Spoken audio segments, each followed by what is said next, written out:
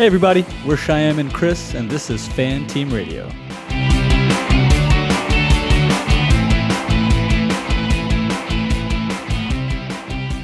We are back officially for the 2024 F1 season in Bahrain. A lot to talk about. Chris, what's up?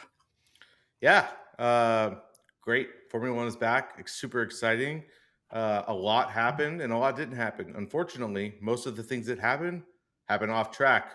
There's so much controversy going through F1 right now. I'm sure everyone's aware of the allegations against Christian Horner and all the controversy that stores. And then right after he's cleared, leaks all over the place, unconfirmed allegations. But now we have Jos Verstappen publicly calling for him to be removed from Red Bull. Otherwise, he's threatening to have Max go to Mercedes. He's talking to Toto. All this is insane. He's like making claims that Red Bull's exploding internally and that if Christian stays, the team's going to fall apart. All this is out of completely left field. I don't know what kind of power struggles have been happening internally. I guess ever since what's his name, Diedrich passed away. But yeah, I'm curious to your thoughts, Sham. Just like, uh, I sometimes I'm even curious why Yost is even allowed in the paddock. But he's making some serious allegations that have ramifications from massive companies. So, what are your thoughts? I mean, it's one of Christian's great skills is to be able to mediate different power vacuums within an organization. And it's so interesting to see what happens when that is working against him, right? Yeah, I talked about a house of cards in our last episodes when, in terms of talking about Christian's situation, and essentially is that at this point, I didn't realize that the the weakest card was going to be something that he did, maliciously or allegedly maliciously, off track. But here we are today, right? So a couple of things to dissect here is Jost kind of using this as a power play to kind of keep him and Max at the top of the heap, even if everything falls with the organization. I think it's strategically a good move to keep a line of dialogue open with an alternative team if the course of action ends up being that Helmut Marko takes over the helm for any reason, Christian Horner kind of falls away given the extra pressure. And this is all speculation, Chris. As things stand today, Christian Horner's been acquitted. There's been some leaks in the media of the WhatsApp conversations or if they're doctored or not, we don't know yet. So a lot of these discussions are happening behind closed doors with F1 leadership. So really not a whole lot that we can kind of go off of. So speculation is all that we really have. But if Jose is making such a big conundrum within the paddock and publicly and going to the Daily Mail and kind of talking to them about it and finding that liberty, then maybe there is a couple of steps that he's thinking ahead of time to secure his son's future in the sport. So that's one thing to look at. I think another thing to look at is just you know is there an advantage that he could gain with Helmut Marko potentially in the leadership role and Christian Horner not being there, right? So the opposite side of the argument that I just made is there something that he could gain? I'm not entirely sure yet. I don't really know what the nature of the relationship is between Jose and Helmut, but I'd be curious to kind of understand that more. I think what we do know a little bit more, Chris, and something that you've alluded to is the rift that's happened and that we've seen happen between Helmut and Christian. So maybe there is a power vacuum that Joe's is seeing from the internal workings of Red Bull that we're just not privy to on the outside, right? So a couple of things that I could speculate on there with Jos Verstappen. Again, if it comes down to it and Max joins Mercedes, probably the only way that I'm going to become a Max Verstappen fan. yeah. The other crazy allegation that I don't know if you saw, or not allegation, but it's reported that uh, Christian was set to be fired or let go on the I saw February that. 2nd. I saw And that. then he lawyered up and whatever. And now Red Bull's all like super backing him. And we have the head of Formula One, Ben. I don't know how to Mohammed bin pronounce it. Sulayem. Yeah, but he I has know. like he's like going out to Max Verstappen asking him to publicly support Christian. All this stuff is just a little crazy. Like the amount of drama that this is causing. Like it almost feels like the news about the misconduct is in the back seat, and now it's about this power struggle.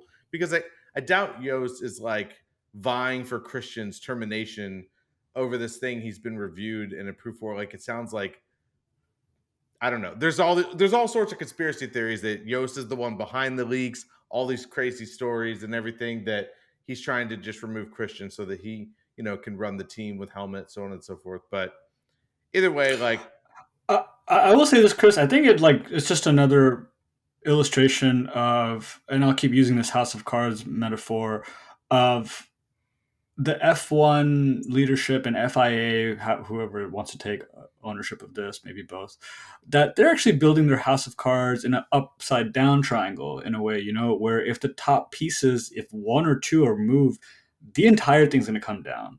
Whereas, like, let's look at a kind of a more stable league like MLB or NBA, one of like the American leagues, that if wrongdoing is done at an ownership level, which there's been tons of documented kind of instances of that, especially with things like and then I guess an example is what happened with the Clippers and the NBA, and they quickly ousted their former owner, I forgot his name, and then brought in a new leadership, and it's been working fine for them. Similar thing happened with the Washington Nationals, which used to be the Redskins, and they had a really curmudgeon and terrible owner who everyone hated, and they found a procedural way to oust him. So and nothing, and it didn't impact the brand of that team. right, Or the league. If anything, it actually helped bolster the fans' appreciation of like the league taking a really close look at this. Look, I think F1's in a place right now where Christian Horner, we talked about this, the guy is incredibly talented. He's the head of a team that is bringing in a lot of eyeballs and a lot of money, and it's a legacy in its own way. It's hard to lose someone like that, right? Because we've already seen what other team principals could look like. You have the Matias, you have the Gunthers, and they're all decent for television, but like, are they great for the betterment of the sport? It's right. really hard to find those kinds of TPs. And I think when you have a tent pole like this in a sport that only has 10 teams, maybe inherently that's another thing that's wrong with F1, is that their house of cards is built upside down. So anything that happens at the top is going to have drastic effects at the bottom and have complete failure. And if anything happens, even if the smallest detail like goes awry at the bottom, it just sets back the sport so much. So I think they need to find a way to right size the house of cards that they're working with, so it's a lot more stable. I think that has to happen with uh, by steering away from, I guess, an incestual relationship between the FIA and F1, and between F1 teams and themselves. We're talking about Red Bull already, and Visa Cash App RB. Uh, it's just different examples, right? Is what I'm trying to say here, Chris, is that it's not a typical organized sports in the sense that we're used to. You're wearing a Dodgers hat right now, so it's not. We're used to something that's so foundationally sound that if anything does happen with some of the leadership, they can be replaced, and it's actually in the betterment of the sport and the viewership. Just don't think that's happening here in F1, and it might take a while to get there. Yeah, I mean, I think we talked a lot last season about the exponential growth of F1 and how they just made too many decisions too fast based on explosive growth, expanding races in the US, changing rules constantly, trying to do everything betterment for the show, the TV. Abu Dhabi 21 was an example of that. And I think they're just kind of tripping over themselves at this point, and problems arise. Um, and I just don't, like you said, I just don't think that they have it all together and they're building it incorrectly. And I think it could easily tumble and fall. Like obviously, I don't think the sport's going to go anywhere totally, but we're already seeing like the holes.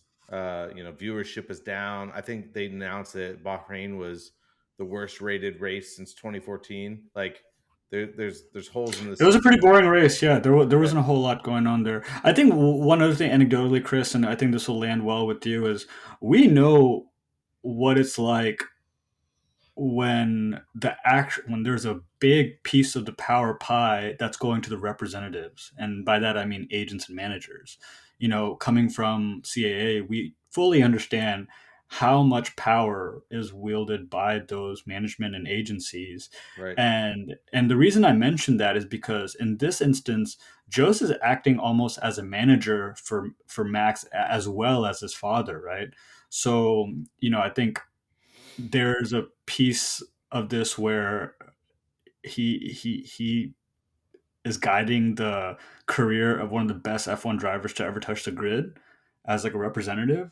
And then you have like the Lonzo Ball effect where like he is a very dogmatic father figure, Yeah, So in the NBA, they shut down LeVar Ball real quick. They're like, hey, you can't do that here. That's just not going to be the narrative that we're gonna get behind, right?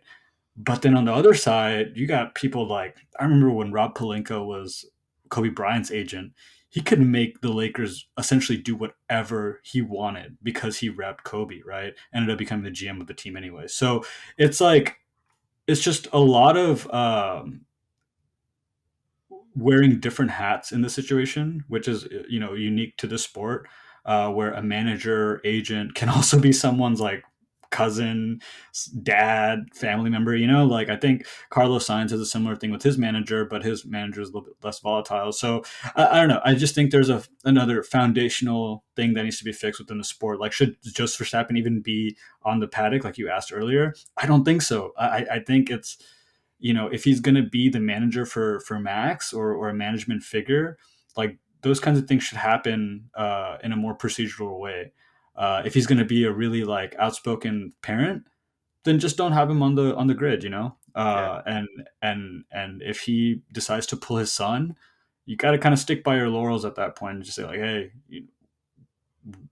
procedure's procedure, Yeah, I mean, like, um, listen, they can't stop Max from having his dad in the paddock, but you know, if he doesn't have an official role within the team and he doesn't have an official role within the sport, and he's causing controversy and shit talking and doing all this, they should they should start being like, that's unacceptable. You're no longer allowed in the paddock. Like be more like Anthony Hamilton. Like this guy supports Lewis like crazy. He's there all the time. You never hear from him. You never see him.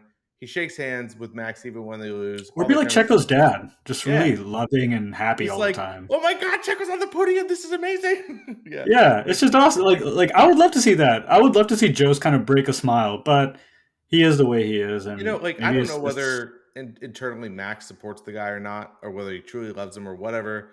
Obviously we've all heard the story about him leaving him at the gas station, et cetera, et cetera. But you know, I've never seen the guy show a your bit of dad never left you at positive. the gas station to show you love. Much worse, much worse. I don't want to bring it up, but no, seriously, like I don't think I've ever seen Yo show a bit of positive emotion, and just get just get the fuck out of here, man. That's all I gotta say Just get about the that. fuck out of here, man. I But agree with you on that. anyways, All right, yeah, we did have a race though, right? we did have a race that happened on track. Yeah, kind. All right, so let's turn to it then. I got something on my mind that I really wanted to might be a hot take, but it Yeah, might let's not be get such a into hot. it. It might be a lukewarm take. So let's start with the Ferrari of it all. A lot of moving pieces happening with them going into next year. Even uh, the question I have on my mind is, did they let go of the wrong driver? Um, and I asked that because and it's the first race, and I understand that, but we don't have a whole lot going on this season. We kind of know what's going to happen already, so I'm going to nitpick into the details of this. So let's chronicle the race real quickly from both drivers' point of view. So in lap 7, Sainz goes on the team radio to say, "I have more pace than the guys in front." And to which Ferrari team radio says, Pitwall says, "Good to know." Yeah, So that's where we're at. In the same lap, Perez overtakes Charles for P3, and that's all within lap 7. In lap 11, Ferrari is battling Sainz and Leclerc. Sainz overtakes Leclerc for P3. So great bit of driving from Carlos. We go into lap 15. We hear Charles say, "I just can't get out of front locking everywhere." This man was locking up the entire race, Chris. Yep, I saw that. He just, I don't know if it was just, and it wasn't even just turn 10, that turn that everyone was having issues with. It was pretty much kind of like around the entire track. So it was hard to identify exactly what was going on there with him if he just couldn't get a hold of the car, or if it really was that every time he braked, that the car would steer right. In lap 17, Leclerc and Sainz are both in contention for P4. Sainz takes an amazing late lunge and overtakes Leclerc for P4. Again, just aggressive, even out of the pits. He's just like kind of navigating his own race, not Right. even like the way that Leclerc is with his car. And then in lap 18, Leclerc goes back on the team radio to say, "Hey, my car is fully going to the right when I'm braking." This is at the point where, you know, I believe the engineering team first realized that that's what was happening. And in the same lap, Sainz overtakes Russ for P3. So he's still at it. He's not having any issues with his car. And then finally in lap 46, Russ locks up again, like I said, in turn 10, where everyone's having some trouble, and gave Leclerc a chance to overtake him for P4, which might not have happened. Leclerc actually deployed a DRS 3-4 laps earlier. So if Russell didn't lock up, we could be sitting here saying that Charles Leclerc is P5. Right. So this race summarizes a lot of what we saw last year, the second half of last year going into the off season, where Carlos is just kind of eating Charles's cookies. I asked you last year at some point, Chris, if Charles is even kind of, what's all the buzz about, right? Like, is he even Right. that good? And I know you mentioned that he is great. He's a generational talent. I'm trying to figure out if his talent is degrading at a faster rate while Carlos's talent is actually steadily rising in a certain way. And from that point of view, I'm trying to figure out if Ferrari would be better off keeping Carlos Sainz in seat and having Lewis Hamilton join him as a P1 or as a D1 driver and letting Charles go. What do you think? Yeah, I mean, to touch on Charles real quick, like, yeah, he's a generational talent.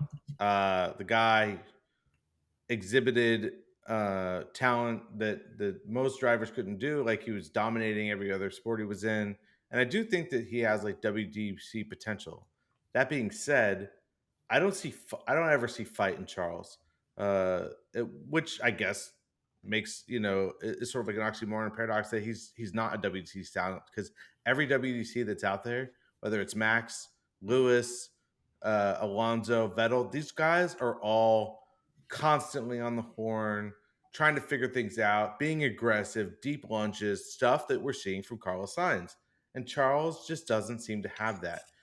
He's really, really, really good over one lap pace, but put him in a race against other people, and I think he usually listens to his engineers too much, kind of is waiting for instructions. He's really good at driving the car, but then in pressure situations, he kind of makes mistakes. So, you know, I don't know if I almost feel like it's a good thing for Science to leave, because if he's going to always be in the shadow of Charles, like I want him to, like I feel like he's been unleashed, right? We saw him last year, like always making his own engineering decisions, always trying to tell the guys on the pit wall what to do. This is better. No, we don't need to come in for tires, all that kind of thing.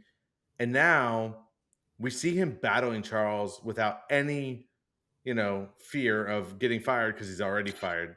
So he's And overtaking him. also, Yeah. and also, I would say lesser outwardly support from Ferrari. He's doing it with less support. What I'm seeing. Did you see what happened after the race? There, No, but what happened? Carlos gets out of his car, takes off his Oh helmet, yeah, yeah, yeah, yeah, and yeah. no Ferrari people are on the wall. Yeah, that was weird to see. Shame on you, Ferrari. This guy is battling it out, putting your car on the podium, and you can't support the guy that you What just is he, fired? Valtteri Bottas? Hey, man, leave off my Valtteri Bottas. But yeah, no, like, shame on Ferrari for that. Like, well, for instance, if you're Lewis Hamilton and you see that, what kind of like, I don't know. I feel like Lewis wants to come in there. He already has this diversity mission. He wants to take the team to be a championship winning team. And like he sees these guys like kind of being babies about this guy. Like, I don't know. It just feels like I don't know. It just feels like the wrong environment. You kind of want to show support of like I didn't take Fred Vasseur for that kind of guy, but maybe the Ferrari institution is just too deep for anybody. So yeah, I don't know. That was really weird, but I would like to see Carlos get out of there and get into a seat that he can dominate in, whether it's Mercedes or Red Bull or whatever. The problem is I feel like he's always going to be the D2 driver. It's either going to be well, maybe him and Lewis, maybe him and George would be on common ground. But if he's Red Bull, he's going to be D2 to Max. If he's Ferrari, he's going to be D2 to Charles or Lewis. So, like, I mean, if the musical chairs for Mercedes lands Fernando Alonso there, then I would not mind seeing Carlos as a D1 driver at Aston Martin. yeah, it just That from my perspective, he deserves a D1 seat. So let's put Max Verstappen in that Merc seat. Let's get Carlos in the Red Bull, and Carlos signs WDC 2025. That's mine. I mean, hey, that actually spins up well into what we were about to talk about next. So I know, Chris, you made a point here to talk about how boring the races in F1 have, can potentially become. I know we're relatively newer watchers to the sport, but we're about probably 4 or 5 years in at this point. Listen, I hear from what I know, the trend in F1 is that there are periods of long stretch dynasties, and when you kind of drill into each race of those seasons, we're going to have a lot of races like this, right? Yeah, On the flip side, we could have something like Australia from last year, where like 7, 8 cars crash out, and that's an excitement in itself. But the pivot I wanted to make is that, yeah, maybe Carlos going to Red Bull and then Max going to Mercedes, maybe that's the shuffle that we actually need to make this absolutely. race a little bit more exciting. But I want to toss it over to you, Chris. What do you think? Like, first of all, what are your concerns with the races becoming like, quote unquote boring or really predictable? And then maybe if you could walk me through some of like your potential solutions for them. Yeah. So I mean, listen, the race, we were all excited, right? Through winter testing, anything can happen. Big changes to the car's design. Adrian Newey comes with this radical new design that they sort of copied off of Merck a little bit different. It's not quite exactly the same.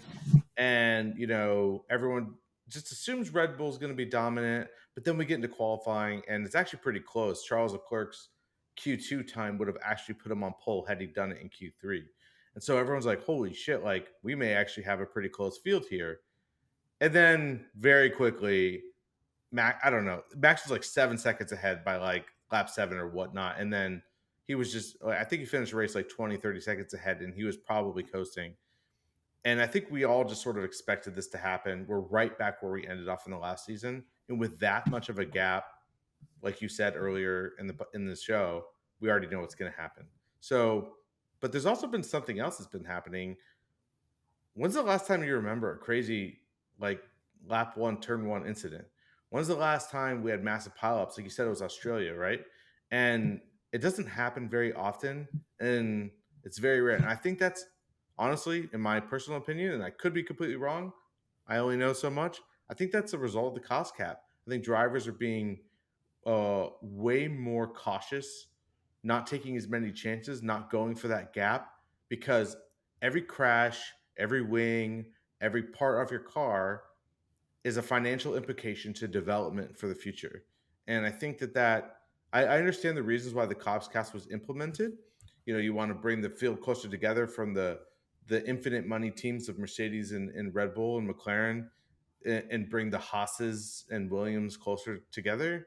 But at the same time, it's making the sport where these guys are supposed to be driving on the limit, lap to lap to lap, putting qualifying laps in for 70 something laps.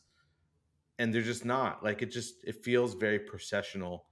And once everybody kind of gets in their space, as long as they have DRS, they make a pass.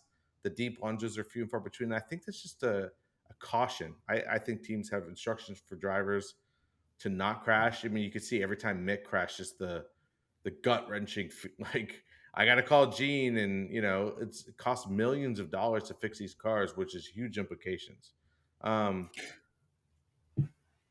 Yeah, I mean, there is a point in lap 18 where Verstappen pits last to go from softs to hards. He was the last one to do that, and he had like I think like 40 seconds, gap to be able to do that really right. comfortably. And there's a long shot of the pit lane, just looking at Verstappen leaving the pit, and there's like 3-4 seconds of no other cars coming up behind them, and the commentators actually called it out actually. And if that's not a snapshot of what last season was and what this season is going to probably pan out to be, then I don't know what is, right? Like that man was literally in the pit. They even had a 2.2 pit stop. I think they tied Ferrari for the fastest pit stop this race. And it's textbook, man. Like it was jarring to see how long it took between him entering the pits, getting to his crew, getting his tires changed, leaving the pits, and that's when you first start seeing the first couple of cars coming around the turn into the pit lane. Right behind him. It's masterful, right? In certain ways, even Toto Wolff has kind of begrudgingly admitted to it. They have an incredible car. They've borrowed or they essentially took Mercedes side podless concept and just made it even better, which is a big fuck you to Mercedes. I feel like so.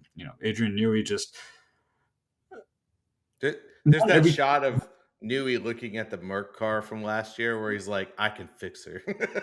Yeah, he's. I could fix that too. I think that not every team could have an Adrian Newey, and I guess like in the past like 12 years, not everyone could have had a James Allison, right? So I guess every legacy in certain ways also can be uh, kind of tied to an engineer as much as it is, or sorry, the head of aerodynamics, or head engineer, whatever you want to call it. I think it could be tied to them just as much as it is the drivers that come in, right? So I think the sport. Here's two thoughts I have, Chris. I think there needs to be well defined courses, which there probably already are, but like a systematic course load for aerodynamicists for F1 for motorsport racing, right? I think like having a big stable of like engineers that are specialized just for Formula One, or even they did like fighter pilots or whatever, and like now they're like there's has to be like a funnel of talent that happens at the engineering level as well. And I know Mercedes have kind of done this, Red Bull probably as well. They have programs that help younger students kind of usher them into that line of work. But I think like there needs to be a really formalized like funnel of talent on the engineering side as well, because it is a formula series, right? If it was a stock car, maybe like not so much, because every car could kind of be the same, and then you get the same principles across the entire fucking grid and just apply it to like the best practices are the ones that are going to go on every car. So maybe not, it doesn't, but this is a formula series, right? And I think like just as much as you need a talent funnel for the driver side, I think you need just as much as a talent funnel from the head engineering aerodynamicist side. Team principals come from all walks of life, so maybe that's going to be a harder role to like kind of formalize, but they don't have like a material impact in the way that a head aerodynamicist or an engineer would. So I think there's that part. The other part that I had is how do you regulate how money is being raised by certain companies, how money is being distributed? Is there incentives, and what are the levers to pull and push that incentive? In this case, maybe something along the lines of you keep the cost cap in place, or you modify it in a way where teams that are probably like the McLarens, the Mercedes, the Ferraris, the Red Bulls, they have a bucket of money, right? And they're attracting more sponsors due to their success, but maybe they're limited at a certain point in the amount of capital they can raise from sponsorships, which allows this the I guess the lesser teams, or like the lesser funded teams, to maybe be able to fundraise to meet that gap. You know, a step further is, if those higher teams decide to break the cap and start using more funding, they pay a back tax that goes into a bucket that the back of the pack teams could pull from, right? It's unconventional, but the sport's unconventional when it comes to like how parity is thought of. You know, it's not football, it's not basketball, right? There's actually, it's a formula series, not even NASCAR or stock car.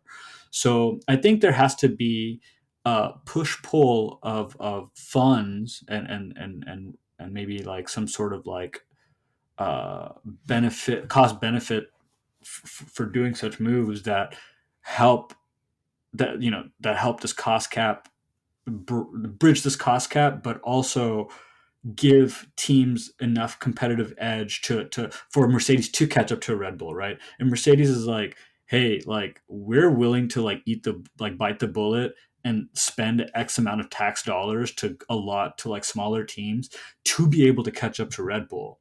And in doing that, maybe that extra bucket of money goes in a way to Haas's development, to Alpine's development, unfortunately to Alpine's development, Williams' development this year, that can kind of bridge the gap even more from the back end, while the front end teams are, able to compete in a way that doesn't have Max leading, coasting 25 seconds ahead of the rest of the pack. It's, I don't know. Do you think I'm being I too complex about this, Chris? Like, no, what do you I think? like listen. Obviously, it's an idea off the cuff. I like it though. Like I think that's not a bad solution. I don't mind the bigger team saying, "Hey, I want to spend a little bit more," but I know that's going to funnel team money or development into the smaller teams. I think that's not a terrible solution. The only thing that I really want to see is I want the cost cap to be siloed off. Right? Last year or the year before, I can't remember at this point, we had the huge controversy over Red Bull going over the cost cap budget, but it was from catering. It's like, I don't give a shit if Red Bull wants to give everyone on their team filet mignon for every meal. Like, that shouldn't be part of the cost cap. And I don't think accidents should be about part of the cost cap either. We had Carlos Sainz run over a drain cap in Las Vegas, and that counted against the parts that he had to replace on the car. Like, that Yeah, that shouldn't made no like sense. That made no that that sense. that made no sense. But the cost to fix a car probably also went against the cost cap. Like, that doesn't make any sense. If Valtteri Bottas wants to go bowling and take everybody out and break their cars open, so like, what now? You could just have people crashing into other people's cars and costing their teams money. That doesn't make any sense. So let's have the cost cap like siloed off for development only. And like you said, maybe a good solution is every team gets X dollars to development, and then, yeah, if Mercedes wants to go over the cost cap, they get approval from the FAA, say like, hey, we want to go X dollars over the cost cap. Partial of that money funnels into the lower teams, like maybe the bottom five or whatever it is, and they get extra development as well, and people get to catch up. It just makes the sport better. And like, the scary part though is like, I if I had a dream scenario, I would put Lewis in the second Red Bull seat because I want to see the comparison. Because Checo's in the rocket ship too, and he's not 20 seconds coasting at everybody. So I'm curious what would happen with another big driver. But It is a silver lining that Toto kind of alluded to. Is like, hey, Checo wasn't that far ahead of us, so maybe there is some hope. But this year, more than last year, even, is a car that's built to for Max to wield, right?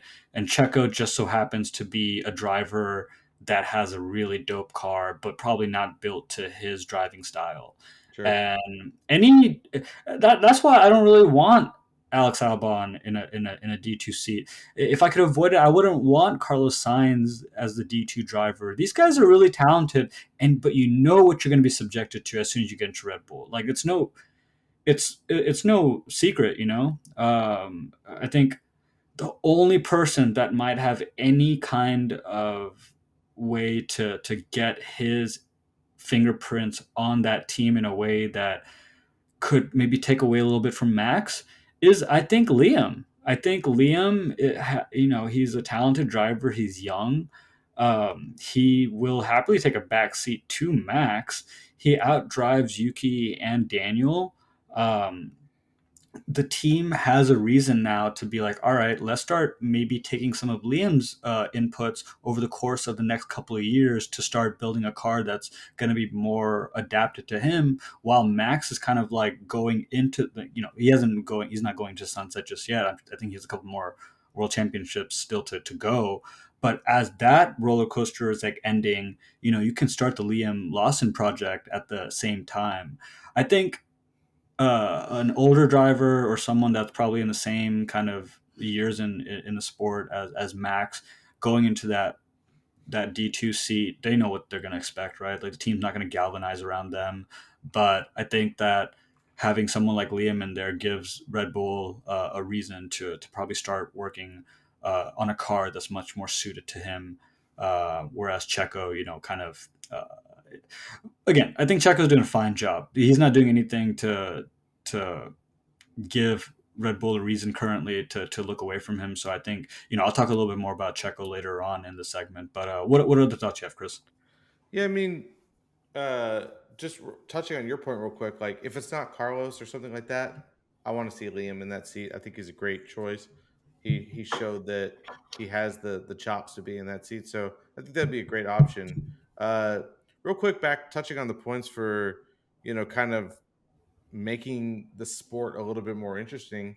I'd actually really like to see them, and I know this is unconventional, but I'd really like to see them put points further down in the order, potentially even down to 19th. Like, last year we had gaps where, like, between Ferrari and McLaren, it was 406 points to 302 points. And then between Aston Martin and Alpine, it was 280 to 120. And then it goes down all the way from 120 to 28. And, like, once you get close to the end of the season, you're never breaching that gap from 28 to 120 or 120 to 280. So, like, if that happens in like usually one race. Like they have like one good race, someone makes a podium off of crashes or whatever, and they just knock all these points away. And it makes everything else so uninteresting. And then when we have like 11th through 19th, it just never, like, we had all this controversy, and we'll get into it in a minute, between Yuki and Daniel on track between like 13th and 14th place. And it's like, what does that even matter? Why is Yuki so upset that he has to swap positions where not neither one of them are in the points? Now I can kind of get it from his perspective a little bit, but still, it's like there's no points to be had here. It's all just kind of figuring things out, trying to test the car. And I think it would be a little bit more interesting if people were making overtakes at the back of the pack and we could see people fighting for constructors places all the way into Abu Dhabi, versus like everything kind of being set 3 or 4 races to the end of the season. And we're just like, wait, like, I think last year at Abu Dhabi, the only thing that was left on the table was like either P2 or P3, between McLaren and Ferrari or whatever it was, and just kind of boring. And so if Max is going to dominate again, we're going to see nothing but kind of boring races for the year, especially after that second half of the season. So I think maybe adding points down the order, getting rid of the cost cap a little bit. I don't know what else they could do, but this what happened in Bahrain, if it happens every race, is going to lose viewership for the sport very, very quickly. Yeah, and we could already kind of see signs of that happening, especially stateside, where, I'm hoping that's not the case, just given the fact that their F1 is actually increasing their number of races stateside. Let's talk about Yuki and Daniel a little bit more, Chris. I know you touched on it. Obviously, as one of the sound clips from the race, that's probably the most intriguing to dive into. Daniel, kind of showed a little bit of unconventional I guess, anger, frustration. I don't know what you want to call it, but a little bit of name calling happened there from his camp towards Yuki. So team orders, right? They're not a new concept to driver pairings. I'm sure it's something that they've talked about, off track. Um, I understand Yuki getting upset with team orders being called when it was towards the end of the race, and to take over, Kevin Magnussen for P12. It's there's not a whole lot you could gain or lose there, right? Right. But I also understand if Danny Rick had faster pace, then you guys switch spots, see if he can kind of overtake Kevin, and if not, then you switch back. It should be just as easy as that, right? But I think given the fact that Yuki is fighting for, or the nature of Red Bull is that you're always fighting for your seat. I totally understand him getting aggressive and being like, no, like he's not going faster than me. Let me keep my spot. Especially when there's it. In one sense, it doesn't make a whole lot of difference from the final standings, right?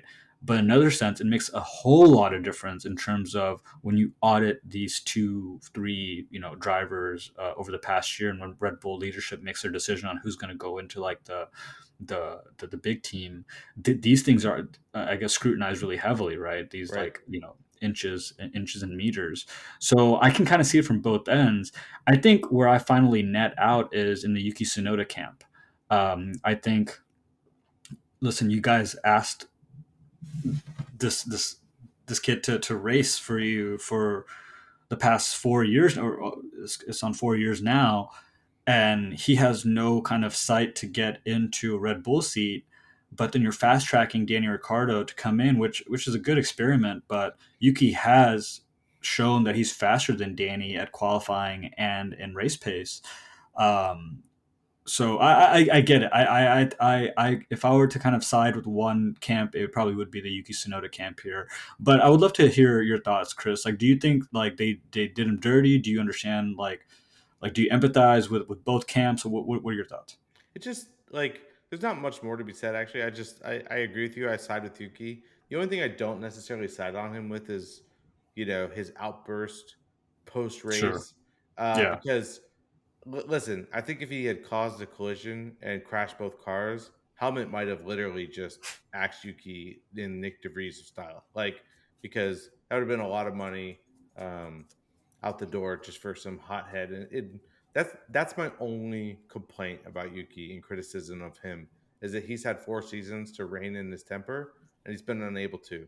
However, that being said, I do think that just like the Charles Leclerc syndrome that we're having with Carlos Sainz and him, I feel like these teams feel that they've invested so much time, energy, and money to these guys who are quote unquote superstars that they feel like it would almost be embarrassing to admit that the other driver is the better driver. So, like, Danny Rick has this, legacy of stardom. He was a Red Bull driver, he's a race winner, and, a lot of people have passed him around. He's had so much quote unquote potential and it just doesn't seem to be there anymore. But it's almost embarrassing to admit that this guy who's been paid 15 million by McLaren and many, many millions by every other organization is just washed up at this point.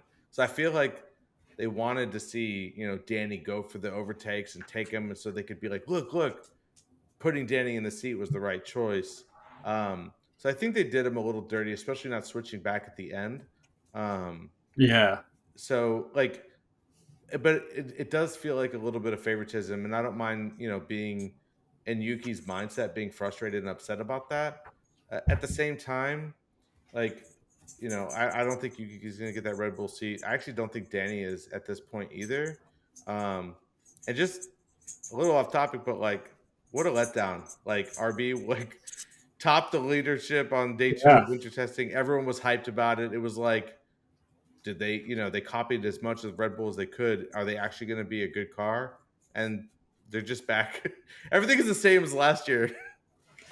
It is. I mean, final thoughts on just this topic is that I think you're absolutely correct. I think that there is a bit of like, hey, I put my, I put this driver in the hat, and by that I mean Christian Horner. Or in the last episode, I talked about like how astute Christian has been in his decision making and his foresight, and I think his soft spot here for Daniel, which I don't know where that comes from actually. It's nice to see, but it's also weird to see. The Right. soft spot that he has for Daniel might, be a call that a bad call, one of his few bad calls that he made. I also think that if he saw Liam Lawson drive the way he did before they considered giving Danny a contract, let's say like Nick DeVries messes up and they're like, hey, let's just put in Liam real quick and see if he does any well and he and crushes it. I don't think Danny would have a seat today. Sure. I think it would have just gone straight to Liam. And, like we mentioned before, what happened with Toto and Max in the past and what could potentially happen if they don't do the Kimi and Tonelli deal correctly. They could lose a really great young driver, right? Because Liam looked pretty pissed in the Drive to Survive episode when they finally gave the seat to Danny. He was like, I don't get it. I don't understand why I can beat someone in pure pace and still lose my seat to them. But it is what it is. So let's. I want to talk real quickly, Chris, about something that happened in during one of the pit stops in lap 35. One of the commentators mentioned, it was really quickly, but he mentioned something to the effect of Hamilton having set the fastest first and second sectors of that race in his outlap. And that was faster than Perez and Max had done.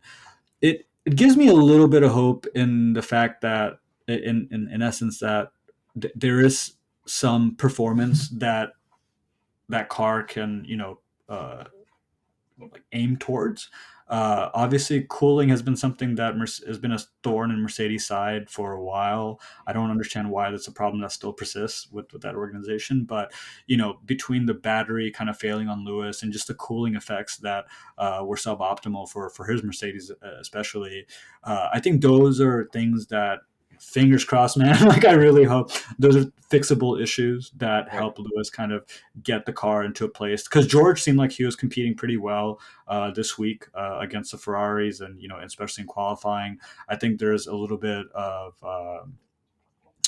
room for Mercedes for Lewis's car to uh, uh, get back on track just by fixing a couple of things that they know of right now. So I wanted to kind of point that out as a Mercedes fan because I really don't want this year to be the year where McLaren pulls another development, kind of magic spell out of their back pocket and just like passes Mercedes by, and Mercedes ends up becoming a team that competes against Aston Martin. Like that's just not the narrative that I want to see fold, kind of unfold this year. So, I have my hopes a little bit high still for Mercedes, but maybe that's just because I'm a masochist and I really want my heart to be Well, broken. listen, it's only been one race.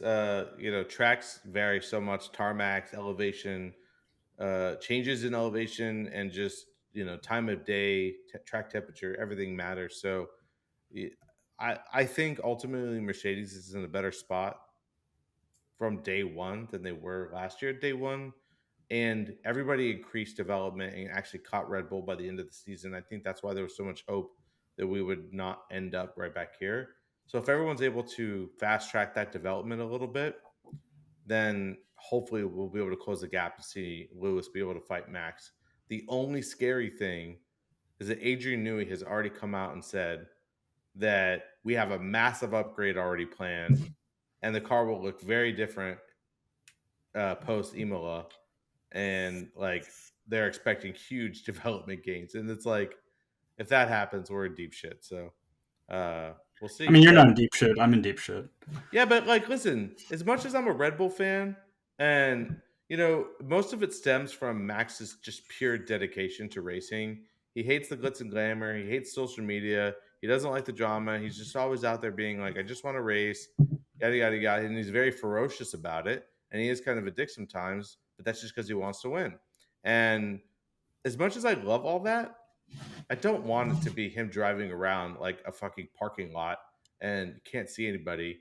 The only caveat to that is I wish they would just let him turn his engine up to 12 and see if he can lap the whole field. That would be pretty cool. But, you know, other than that, I don't, it's not good for the sport. I want people, I'll be like 2021 blew up the sport in popularity. And what they didn't realize is that that was the outlier, and 2022 is the typical F1 season with the one dominant team, and that's been happening since the Schumacher days, since Hamilton and Vettel. People dominate the sport, and that's that happens in any sport. You have Tom Brady, you have LeBron James, you have Michael Jordan, you have all these people dominating the sport, but uh, it's still good. But yeah, ultimately, it's not going to be good for the sport, right? To just completely have a dominant season. Like, listen, if Max wins 24 of 24 races this year, viewership will tank, and like the FAA and Formula One will be like clamoring to make regulation changes, or just hoping 2026 comes faster than ever and hoping something changes, because it will get very boring very quickly. Especially if, what if the championship is decided by the summer break? I don't even know if that's mathematically possible. But either way, enough of that. Like, the only thing I'll say on that is Max just broke another record of the most consecutive points scored, and I don't think he's anywhere stopping. Lewis Hamilton held the previous record of 1,008, and Max hit 1,030 and counting. So I don't know. I love the guy. I love the sport. I love Red Bull, but it's not going to be good for the sport to see the dominance. But enough about Max. Enough about Red Bull. Let's Let's talk about Red Bull. let's talk about Red Bull. All right, so our winners, losers, and hot seat. I mean, do you want to keep talking more about Max on the winner's circle, I or mean, like, listen, should we? I'm just putting him on the winner's circle because, listen, I think Max being a Because technically, realist. he is the winner. Yeah, I mean, I think he's a realist, and he says so in the interviews that like anything could happen. F1 is F1. You never really know until you get the car on the track. And obviously, he's had years of not being the WDC. He just has had 3 really good years, and so I think this just goes to show him it's cemented in his mind that he's going to be able to dominate again. And so, I'll just put him in the winner circle. And then my other winner is the more deserved, which would be Signs. I think he was the only thing that made the race interesting for me. Him overtaking Charles, I was like cheering every time I saw that. Like, yeah, like go get him, buddy. Like, screw these guys. They fired you. Show them what you got. And watching him overtake, and I think this is like a supervillain story. Like, we're gonna see the guy get fired. No one's celebrating him, and he's just gonna ignore the team radio and try to win every race he can. And I'm all for it. So that's gonna be my two winners.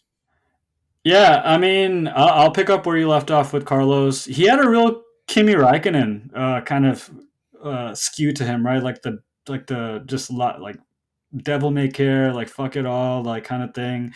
And just he crushed it despite Ferrari not having his back, and I think Carlos Sainz has kind of worked up in the ranks of one of my more favorite drivers on the grid. And man, his girlfriend is so hot. They had made it a point to point out his Irish girlfriend several times, and I appreciate Sky Sports for doing that. But another winner on my grid is the other driver for Red Bull, which is Checo Perez.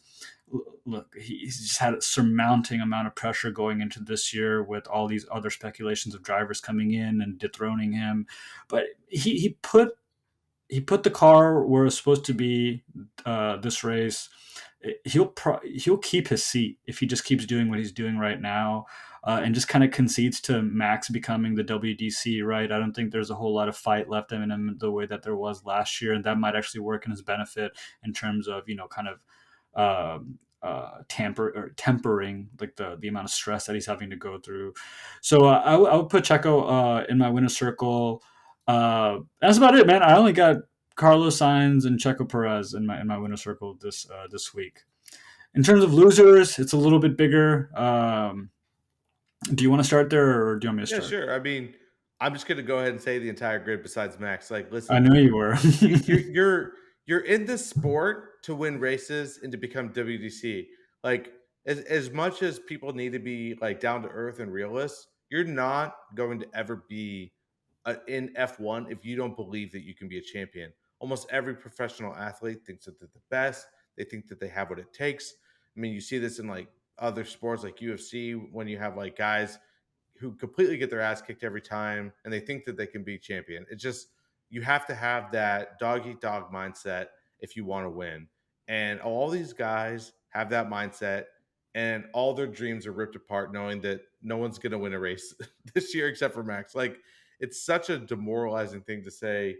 Could you imagine just being in the sport right now and you're the second fastest driver in the world and no one's going to give a shit? Like, it's just so hard. So I just think, listen, we already talked a lot about how what is 14 drivers contracts are up at the end of this year. Yeah. When everybody's fighting for their seat in the future F1 and no one can like show it besides like just doing a little bit better on track because everyone's kind of scrambling to be second, it's it's a little demoralizing. You want to stand on the podium and win and show your fierceness, but I just don't think it's going to happen. So it is what it is. I think Yeah, I don't disagree with you. I'll drill down a bit into a couple of specifics. So first of all, I'll start with Lewis. You know, having the battery issue and being outperformed by George in qualifying and in the race. It's not a easy one to take on the chin. I think one of the stories after, or I guess one of the speculations after the story broke about him going to Ferrari in 2026 is, or sorry, 2025 is, is he just going to kind of check in or sorry, just check out this year with Mercedes. And I don't want this. I'm not saying that this race is any indicator of him checking out, but it definitely wasn't the best foot to step off with. I think, like I mentioned before, there are certain things that they know that are wrong that they can fix. So once they do that, I'm curious to see if Lewis is gonna, by his own talent and grit, put the car back in a position that George is being able to put the car in. A little bit further down, or a lot further down the line, I have Logan Sargent. The only person to potentially not have finished this race this past week, and going off on a part of the track that no one else really went off on. Again, I think James Vowles' tolerance is probably going to be met this year with Logan, and I can kind of see that this year is going to be a tough one, another tough one for him. I just don't think that he's kind of gone over the learning curve. without taking too much time, who could possibly replace him? Like, I don't think he's going to outlast the season, and so I mean, if that's not the case, I'd go get Kimi Antonelli and put him in that seat right now. yeah, I mean, I guess if he performs a little bit in F2 halfway through the season, you know, get him warmed up for a different seat. Or ask Esteban Ocon if he wants to come. Oh man, we'll get into that in a second, but I bet you any Alpine driver would get the hell out of that seat. Yeah. So Logan, his teammate Alex, Alex, I was expecting a little bit more out of him for this race, but he ended up finishing P15, which wasn't all that great. I still have high hopes on Alex throughout the remainder of the season. Maybe it's just the track didn't suit I Williams. have a conspiracy theory, real quick. What's your I think conspiracy theory? something in the offseason happened to him because I've never seen anybody look more depressed in the F1 season opener than Alex Albon. He just looked like completely dead inside. I don't know if you saw that, but I mean, I and follow him on Instagram. It seems like he had an amazing offseason. okay, well then I'm super He's happy, probably and just tired. I hope he's still here to race. But like, it's like you have Danny Rick like smiling, you got Valtteri Bottas, and then it's just Alex like this, and I'm like, "Are you okay, buddy? Do you need some help?" So we'll see. I mean, having a teammate like Logan Sargent probably doesn't help. Exactly. And then one of the last losers that I have, and I hate putting this man on here, but my guy Hulk Hulkenberg, he had the qualifying pace to match his jawline, but all of that just completely went to the wayside. This man dropped like 9 positions to P19, like within the first lap of the race. A lot of that had to do with self-inflicting wounds when he hit Lance Stroll before the first turn even happened, and that caused him to go into the pit and get a new front wing. I had all in all, I will say that it indicates a better positioning for Haas than I anticipated going into this year, especially with Kevin kind of picking up the pace later on in the race. So, there is a sliver of light for Haas. I think it was just a shame to see Hulk, have to go drop so far down in the race standings after he had such a strong qualifying and such a surprising qualifying pace. Yeah.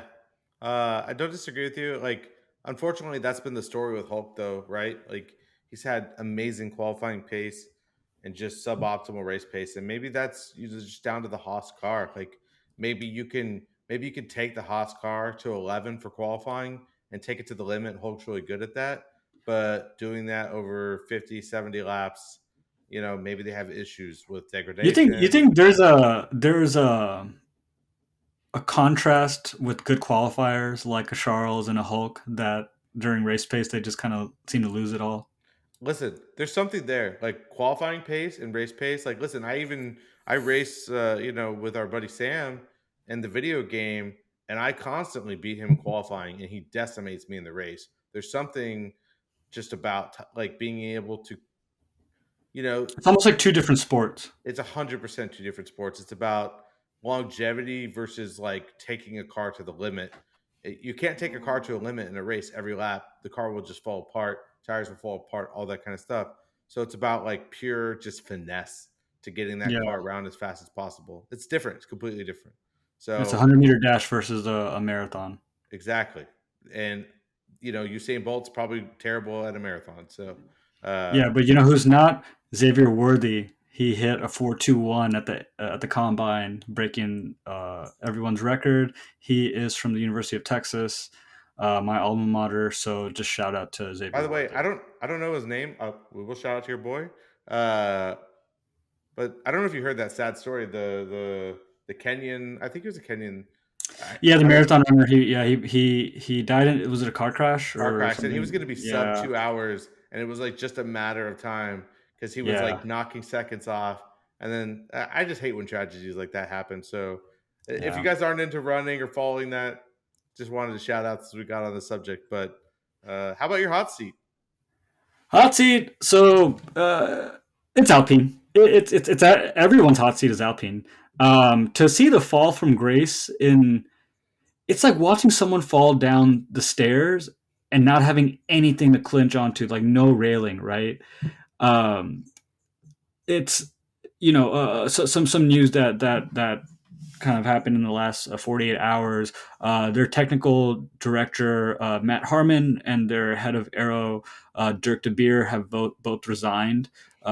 Both really high up in the org system. They're probably going to go to other teams, just given their technical acumen and how small that pool of, like I said, how small that pool of talent is. They'll probably find jobs at higher working teams. Bruno Famin's on record to say, we're doing everything we can with what we have right now, and we'll keep finding improvements and make progress every time we're on track. I don't think Bruno Famin's the right guy to take this job. He kind of rubbed me a little bit the wrong way after watching him on Drive to Survive. Like he kind of seemed like he was elbowing out Otmar even before the they started kind of going downhill.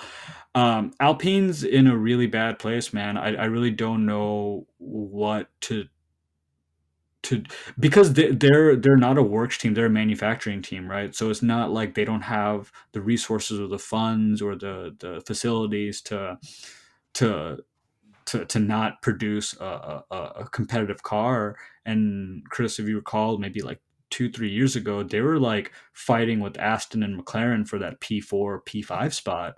They've since really taken a dip. They've been trying to strip paint off their car because it's so heavy, and even when they took all the paint off, they're still slow as heck. I don't know. I don't think this team is going to have any way up. I don't think they have the same ability to galvanize as an organization that McLaren had last year. Um, I just think they're kind of in the pits right now. So my hot seat is Alpine, and I wouldn't be surprised if they showed up on the hot seats a couple more times throughout the season.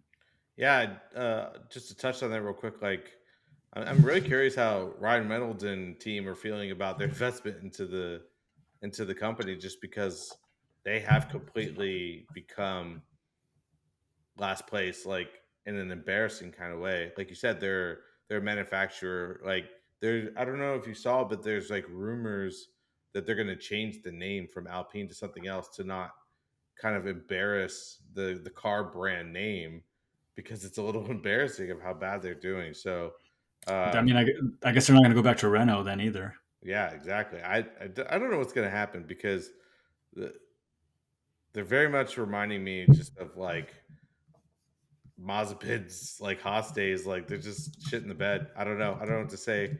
And I kind of feel for those guys a little bit, the Ocons and Gasly's, but whatever. Uh, I say hire back Cyril and just let him kind of pick the pieces back up with his French French accent and everything yeah, that comes with that. I I'm don't all know. for that. I just don't think that Bruno Famine is the right person to lead this organization. 100%. But I didn't put Alpine in my hot seat because I want to see them over the next one or two races to really cement their failures. But I'm just gonna put Logan Sargent in mine. Like, he definitely reminds me of the Mazepin days. I don't think the guy belongs in the sport, and I don't think it's going to be very long before that becomes apparent to James Vowles. Um, and I feel for the guy, but listen, you just don't have what it takes. Neither do I, but I'm not trying. So, uh, Exactly. and the other guy I have on there is just Yost. Get out of F1, buddy. Do us all a favor. No one wants to hear your opinion. That's all I have to say about that. Yeah, I mean, well put, Chris. I really don't have any much more to add to that. I think Logan's in my loser circle this week, but I don't think he's far away from the hot seat if he doesn't pick up his performance. Looking into next week, we got Abu Dhabi coming up, another Saturday race on the 9th. It's going to be in the afternoon for us on the state side of things. Who do you think is going to be rounding out your podiums at Abu Dhabi? And by Abu Dhabi, I think you mean Jeddah in Saudi Arabia. Or is it Abu Dhabi? It is Abu Dhabi, right? Abu Dhabi's the last race of the season, bud. Oh, sorry, Saudi Arabia. My bad, folks. Saudi So, Arabia. so next time we're gonna tell you what we got wrong on this episode. It's gonna be It's going that. to be that. Yeah, no. So listen, Jeddah is a very different track. It's a high speed, quote unquote, street track, even though it's not really a street track, but it is. And I listen, I can't put anybody Max in first. And I don't know. I think we're going to get a repeat podium of the first race. I just kind of feel like that's how it's going to shake out. Um, we'll see what happens with Mercedes if they're able to, solve their cooling issues. Maybe Hamilton can take the fight. But ultimately, I think we're going to end up. It's going to be a battle between Ferrari or Red Bull and Ferrari. With maybe a little sprinkle of Mercedes in there. But I think we're going to end up with the same podium: Max, Checo, and Carlos. Yeah, I look. That wouldn't surprise me. If I had a gun to my head, I would say something to the effect of Max, Checo, and potentially George. I think once Mercedes figures out their cooling issues, if they can figure out Lewis's battery issues, it's another race in the desert, so track conditions are probably going to be very similar to what they were in Bahrain. It's actually cooler this year than anticipated, so maybe that's going to continue into Saudi Arabia as well. So I'm excited to see, Ferrari take the battle to each other. I'm excited to see Mercedes maybe working in tandem if both cars are operationally sound to kind of boost each other past a fighting pair of Ferraris. But if for some reason Carlos Sainz comes out of left field and gets P3 or even P2, I'd be happy with that as well. So at the moment, I got two Red Bulls in the front, followed by a hungry George Russell. But if Carlos Sainz or Lewis Hamilton were to take P3, I wouldn't mind that either. Yeah. Either way, I'm not going to get fully demoralized about the season just yet. We'll see what happens. I'm excited about another, let's just say, start to the season again next week. And, hopefully we'll have a little bit more information about all these crazy things going on in the sport. And I hope we can just get back to some pure racing and maybe see somebody compete with Max. But I'm excited for it. It's going to be on another Saturday. So race weekend starts on Thursday. And yeah, I'm excited to dig into it with you. And we'll see you guys next week. Yeah, well, Chris, has always been a pleasure. We'll be back at you guys next Sunday following the Saudi Arabia Grand Prix. Until then, peace out, guys. Thank you for listening. Shayem and I would love for you to join the Fan Team Radio community. So please like, subscribe, or follow on your platform of choice, and we'll see you next time.